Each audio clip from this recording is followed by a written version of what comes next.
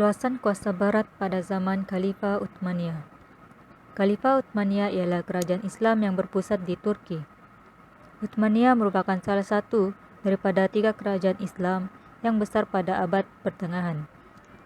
Empayar Turki Utsmaniyah mulai merosot sejak peringkat akhir pemerintahan Sultan Sulaiman Agung. Para sultan yang menaiki tahta kerajaan Utsmaniyah mempunyai kepribadian yang lemah dan mementingkan kemewahan. Perebutan kuasa antara anggota keluarga diraja menyebabkan suasana politik menjadi tidak stabil. Oleh itu, Barat mengambil kesempatan untuk meluaskan penjajahan mereka. Faktor-faktor peluasan kuasa Barat pada zaman Khalifah Utsmaniyah pada abad ke-18 hingga abad ke-20. Dari segi politik, kuasa Barat melakukan penjajahan ekoran timbulnya perasaan sombong, ego, dan ingin berkuasa. Bagi meningkatkan imej sebagai kuasa hegemoni di mata dunia. Hegemoni merupakan penguasaan atau kawalan politik, ekonomi atau tentera sesebuah negara ke atas negara yang lain. Kuasa Barat yang mempunyai tanah jajahan yang luas akan disanjungi dan dihormati. Britain, Prancis, Amerika Syarikat, Belanda, dan Spanyol berlumba-lumba untuk meluaskan empayar masing-masing.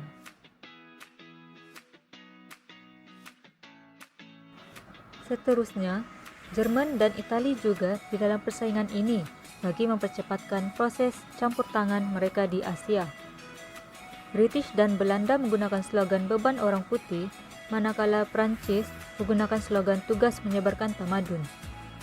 Bagi slogan beban orang putih, British dan Amerika Syarikat selalu menggunakan slogan tersebut dalam menjalankan imperialisme mereka. Kedua-dua kuasa ini selalu berasa diri mereka lebih maju dan bertamadun. Jadi ia adalah menjadikan tanggung jawab mereka untuk mentamadunkan orang lain. Manakala, bagi slogan tugas menyebarkan tamadun, Prancis berpegang kepada slogan tersebut yang bermaksud menjadi tugas bangsa Prancis untuk mentamadunkan orang-orang timur. Mubalik Kristen juga berpendapat adalah menjadikan tugas mereka menyebarkan agama Kristen kepada penduduk setempat yang dijajah mereka.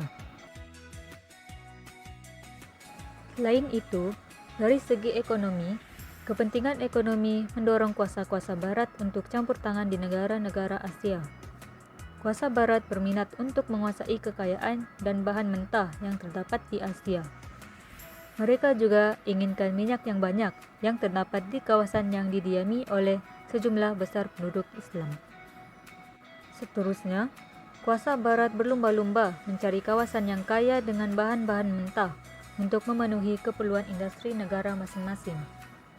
Kawasan tersebut dijadikan sebagai pasaran bagi pelbagai hasil keluaran industri mereka. Keinginan ini semakin berkembang selepas meletusnya revolusi perindustrian di Britain.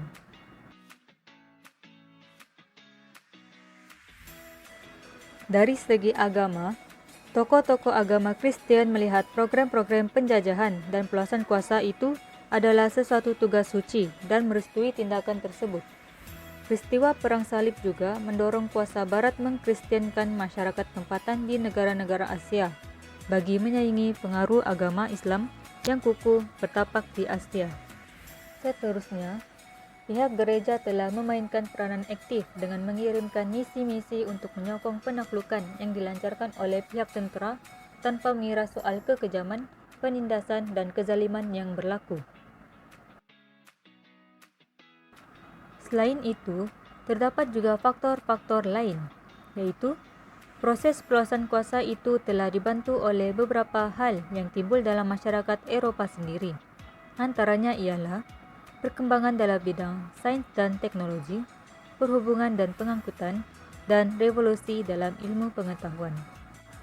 Bidang perkapalan dan pelayaran membolehkan kuasa-kuasa Barat menghasilkan kapal berkuasa uap untuk mengharungi lautan yang luas.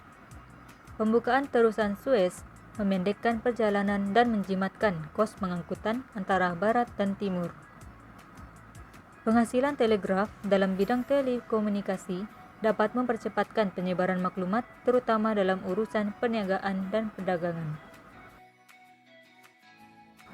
Berikut merupakan contoh video bagi terusan Suez, yaitu laluan yang memendekkan perjalanan dan menjembatkan kos pengangkutan antara barat dan timur. Dan seterusnya ialah contoh pengangkutan bahan melalui terusan Suez.